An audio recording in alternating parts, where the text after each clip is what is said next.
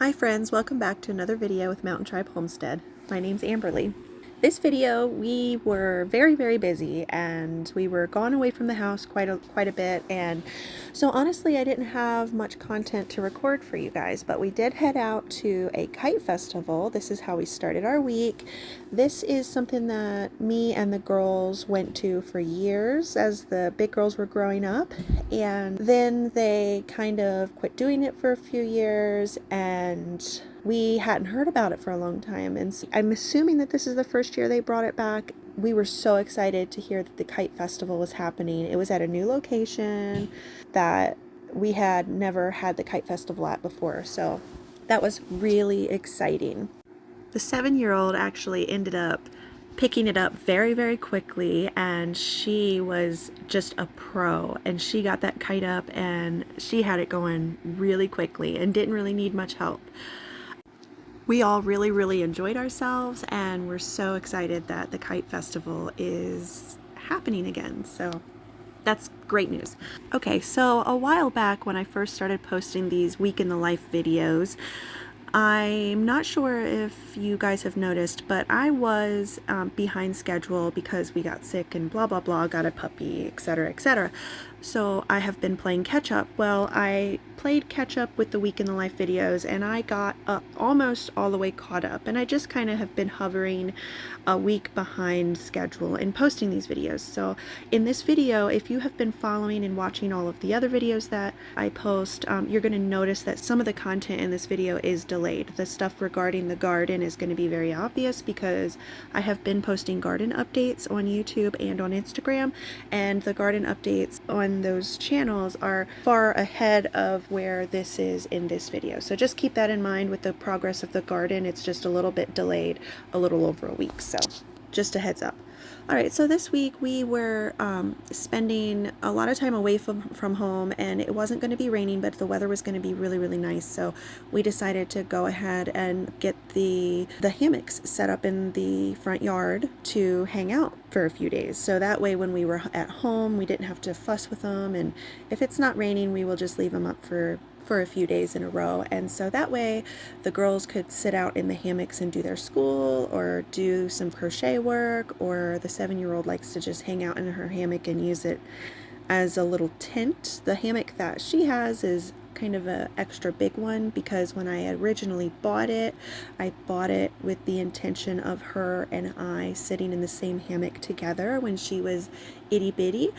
She was so much smaller then that she was a bit afraid to sit in the hammock on her own, so I purchased a hammock that was big enough for her and I to both sit in when she was younger. So she likes to use that big hammock and wrap it around herself like a tent and make a little fort inside of that hammock. So the 14-year-old helped me set up the hammocks and get them ready for the week, and they all sat out there every chance they got. They took the cats out, they crocheted, they did their school, and it was just a very nice week for us to enjoy the weather outside. We love having the days that are not overly humid and hot and comfortable enough to where we can hang outside for an extended period of time and not have to worry about the rain coming in and getting the hammocks all wet. Sometimes it can be a really pain in the butt to get those hammocks set up and then have to take them down, especially if you're setting 3 of them up. So there's no better time than to spend our day in the sunshine, enjoying and soaking up those sun's rays. It really helps keep everybody's moods boosted and feel really positive about the day.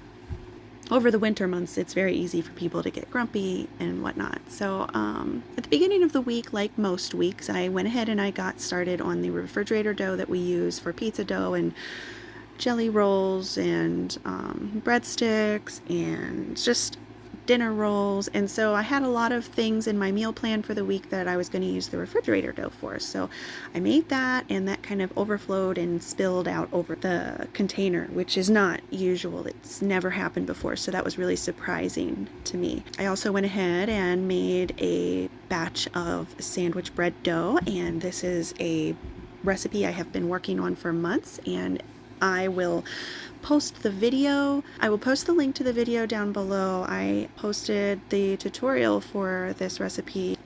It was either last week or the week before, but either way, I will post it down below. This week was a very full week of hanging the laundry outside. I love this weather. I love not having to use the electric dryer and being able to hang our laundry outside and use the sunshine as our dryer, the nature's dryer. And it was a little windy this day, so it's always nice when the laundry's on the line if there's a little breeze going. Helps it from getting so stiff. On this particular week, this is the seedling update. Still, none of the California Wonder peppers have come up, but most of all of the other pepper seeds that we put in here have come up. Most of the tomatoes had come up. I've got broccoli rabe that's come up, broccoli that's come up, and we also had winter sowed some lettuce into these water jugs. We used different kinds of water jugs, and this is the one that turned out the best.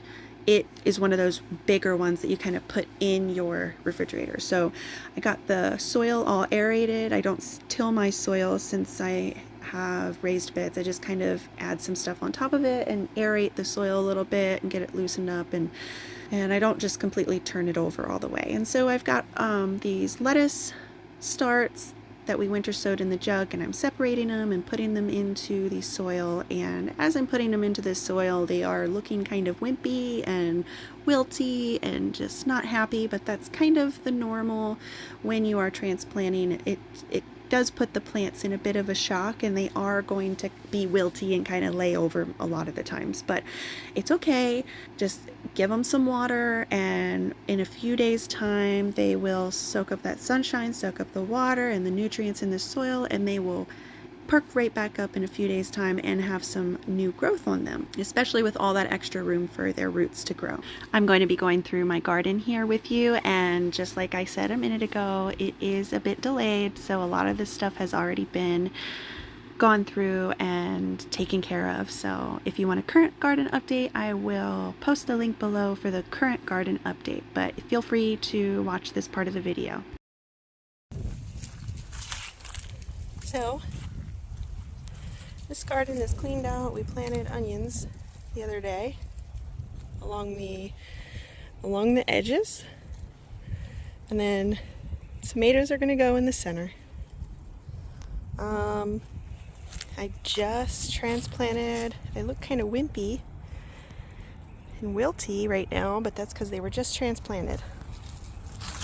I just transplanted from the winter sowing jug, and I didn't know how these large ones were going to do, but they actually did better in those than they did the gallons, so those are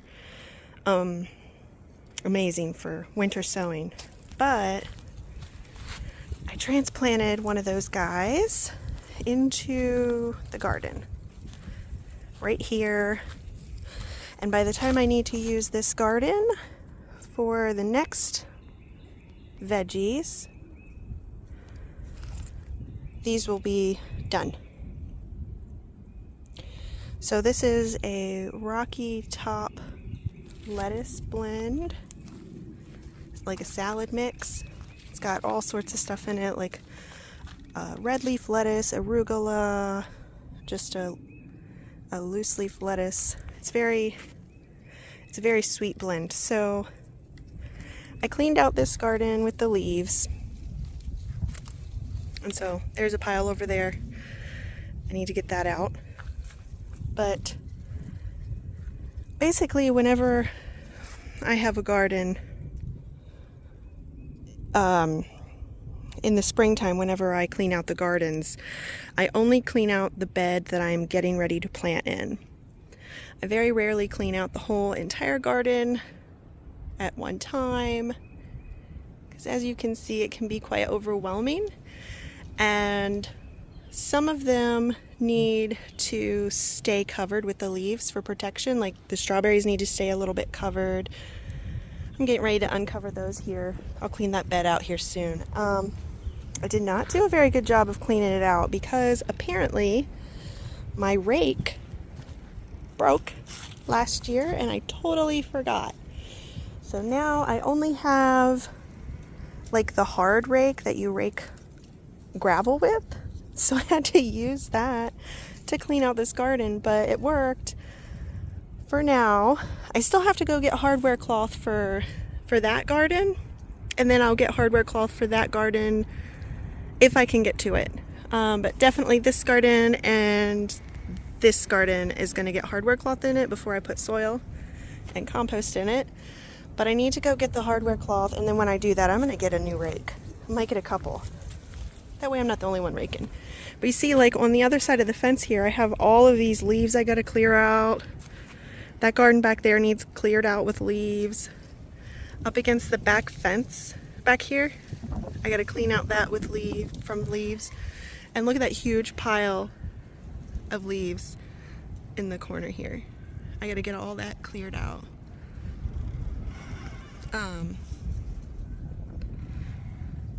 But successful day, nice sunny day, and I got the lettuce planted. Some of it. But they look kind of wilty, but they will perk up.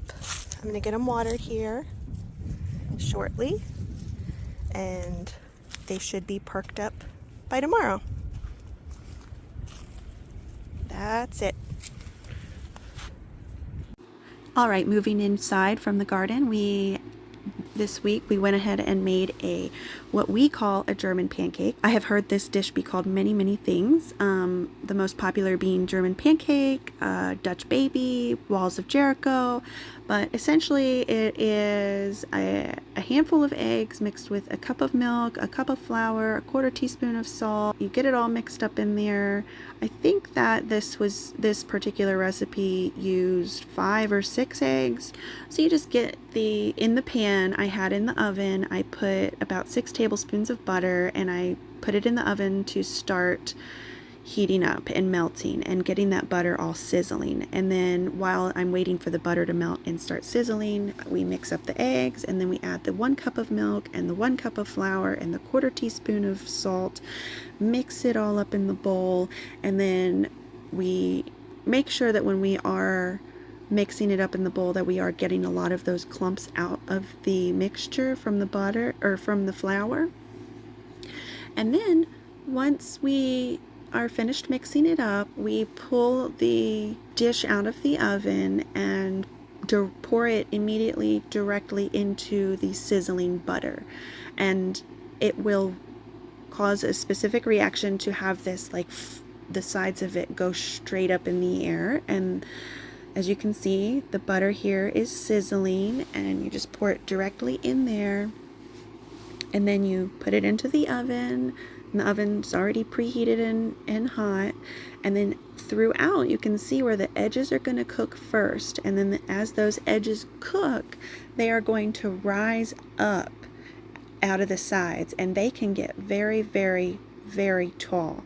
I see, as you can see, it's growing. I actually did not remember to record it immediately as I pulled it out of the oven, but here you can see the sides were a lot taller than they are here, and once it cools off, the walls just kind of shrink back down into itself. But this was very, very high. This was about almost 5 inches above the pan there. But our family typically prefers to have just powdered sugar over it. Some people put jam or jelly on it, or fruit or syrup, but we just enjoy powdered sugar on it, and that's good enough for us. So that was definitely a wonderful meal, and every time I make this, I get requests for it to be made again. So we had it a few times this week. All right, friends, that's it for this video. I'm sorry there's not more content. I was going to combine 2 weeks into one, but I think I'm just gonna have another week in the life video released probably and get it posted this week so we can play catch up, and hopefully we'll be all the way caught up. But that's it for this video. Thanks for watching. I hope you enjoyed it, and I hope you're having a great day, and I'll see you again next time, friends. Bye.